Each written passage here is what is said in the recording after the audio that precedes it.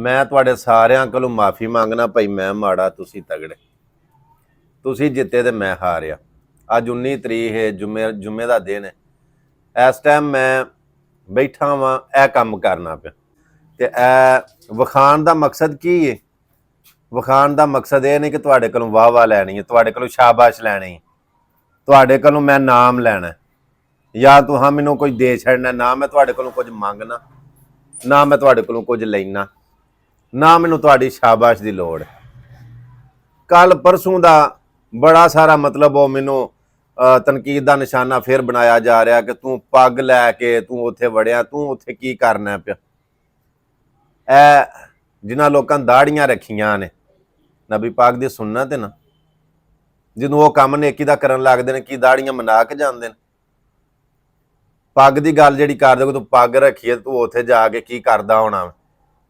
वो जिहड़े सरदार जिन्हां नूं सिख आने आ, वो जिहड़े लोग मेरा मतलब है गए ने अपना काम करते हैं या कोई भी काम करते हैं, खेतीबाड़ी करते हैं, इबादत करते हैं, फलाई कामां दे विच लगे ने। चढ़दे पंजाब जिवें बड़ा सैलाब आया, वो सिख लोग लगे ने कि उन्होंने अपना पग्गां ला छड़ियां। मैं अपनी पग नूं उन्हां नाल तशबीह नहीं देंदा, वैसे सवाल पुछना पिया इहदा काम दे विच की रुकावट है। सो मैं फिर तुहाडे कोलों माफ़ी मंगना भाई, कोई मौका जान दिओ। मैं अगे भी आख्या सी यह मौका तनकीद का नहीं, यह मौका काम करन दा मौका है। काम की है? सैलाब इन्ना सारा पानी है अजे भी कि छत्तां दे उत्तों दी पानी लंघदा पिया, और असी खाना बनवा के जिन्ने जोगे हाँ, जिन्नी गुंजाइश करना तो उन्ना ही हुंदा ना, असी अपना करने पे। और अलहमदुलिल्लाह अल्लाह पाक दी जात ने तौफीक दी। मैं आना जिहड़े काम करन वाले ने उन्हां कोल इन्ना टाइम नहीं कि वो तनकीद करन, वो किसी की तजलील करन, वो काम लगे ने। जिहड़े सिर्फ कमेंटां ते सिर्फ बैठे ने लोकां नूं बिज़त करने वास्ते, उन्हां काम नहीं करना। उन्हां सिर्फ वही काम करना है कि बस अगले बंदे नूं कोई भी काम करदा उन्होंने आखना तू ऐ की कीता, तू ऐ की करना पिया। कदी मेरे काम ते तनकीद, कदी मेरी पग ते तनकीद, कदी मेरे हुक्के ते तनकीद। जे गल्लां करां ते आंदे निरीआं गल्लां ही करना, काम भी कोई करके विखाया। जे काम करां ते आंदे नमाइश करना, रियाकारी करना, दिखावा करना, तेरे मूँह ते मारिया जाना। हाँ की किहड़े किवें राजी हुंदे हो तुसीं, किवें राजी हुंदे हो? मैं आना कि अल्लाह नूं राजी करना होवे तो ओहदी मखलूक नूं राजी करना चाहिए, लेकिन मखलूक सारी एक वक्त दे विच सारी राजी नहीं हो सकती। ऐ मेरे वीर ने असां इन्हां दे कोलों खाना बनवाया। जी बिल्कुल, ओवैस भाई हमारे पास आए हुए माशाल्लाह खाना बनवा रहे हैं। ये उधर जाके ना सैलाब ददरान को तकसीम करेंगे। और यह जिहड़ा खाना बनदा पिया इधर तुसीं ऐ वेंदे हो पे, अलहमदुलिल्लाह जिवें जिवें बनदा जांदा है, जिवें जिवें साडा मेरा मतलब है तरतीब बनदी जांदी, उसे तरह असी अपनी गुंजाइश के मुताबिक, अपनी कैपेसिटी के मुताबिक अगां करदे जावांगे। और इंशाअल्लाह जिवें जिवें मजीद साथी साडे नाल मिलदे जांदे ने।